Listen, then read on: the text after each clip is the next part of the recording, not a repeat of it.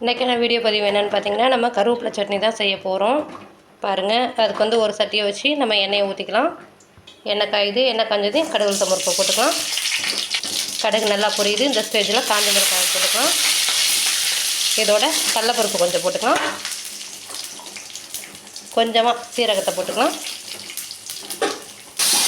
நல்லா கிண்டிக்கலாம். சின்ன வெங்காயம் உரிச்சு எடுத்து வச்சுருக்கேன். அந்த சின்ன வெங்காயத்தை கொஞ்சம் போட்டுக்கலாம். சின்ன வெங்காயம் போட்டால் இன்னும் டேஸ்ட் அதிகமாக இருக்கும். நான் முழுசாக தான் சின்ன வெங்காயம் போடுறேன். போட்டாச்சு, நல்லா கிண்டிக்கலாம்.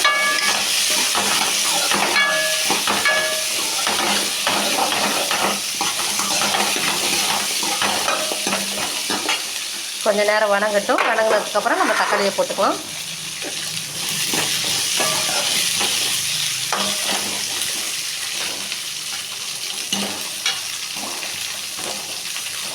வெங்காயம் ஓரளவு வணங்கினதையும் தக்காளியை கொட்டி நம்ம கிண்டிக்கலாம். தக்காளியும் போட்டாச்சு, நல்லா நம்ம கிண்டி விட்டுக்கலாம். இதில் தேவையான அளவு நம்ம உப்பு போட்டுக்கலாம். உப்பு போட்டு கிண்டிக்கலாம்.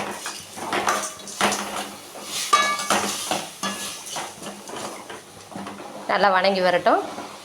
அதுக்கப்புறம் தான் நம்ம கொத்தமல்லி கருவேப்பிலாம் போட்டுக்கணும்.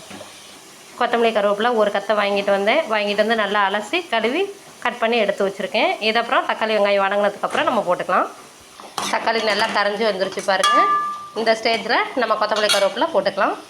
மண் இல்லாமல் நல்லா அலசி எடுத்து வச்சுக்கணும். இதையும் நம்ம போட்டுக்கலாம். நல்லா கிண்டிக்கலாம். நல்லா வணங்கி வரட்டும். இது வணங்கினதுக்கப்புறம் தேங்காய் கொஞ்சம் போட்டு நம்ம இறக்கிடலாம். ஆறுனதையும் அப்புறம் இதை நம்ம மிக்ஸி சாரில் போட்டு அரைச்சி எடுத்துகிட்டு வந்துடலாம். இது சூடான சாதத்தில் கிளறி சாப்பிட்டோம்னா நல்லா சூப்பராக இருக்கும். கருவேப்பிலை சாதம், சுவையான கருவேப்பிலை சாதம் ரெடி ஆகிடும். நமக்கு சாதத்தை நல்லா கொட்டி வச்சாச்சு. சாதம் கொஞ்சம் சூடு ஆறட்டும். சூடு ஆறுனதையும் கிளறிக்கலாம். இந்த மாதிரி வணங்கினதுக்கப்புறம் நம்ம தேங்காய் போட்டுக்கலாம். தேங்காய் நல்லா கட் பண்ணி எடுத்து வச்சுருக்கேன். இதை போட்டுடலாம். போட்டு ஒரு கிண்டிட்டு நம்ம இறக்கி ஆற வச்சிடலாம்.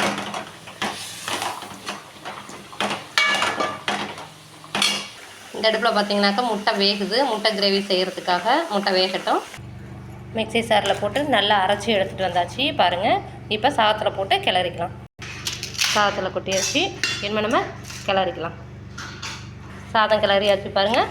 அவ்வளோதான், ஈஸியாக நம்ம கருவேப்பிலை சாதம் ரெடி பண்ணிடலாம். தம்பி வாங்க சாப்பிட்லாம். நம்ம டிஃபன் பாக்ஸில் எடுத்து வச்சாச்சு. அவ்வளோதான் இன்றைக்கான லஞ்சு. கருவேப்பிலை சாதமும் முட்டை எடுத்துகிட்டு வரேன். நம்ம போய் முட்டை எடுத்து உரிச்சு வச்சுக்கலாம். அவ்வளோதான், இன்றைக்கான லஞ்ச் பாக்ஸ் ரெடி ஆகிடுச்சு. ஓகே, மீண்டும் நாளைக்கு வேறு ஒரு வீடியோவில் சந்திக்கலாம். பாய்.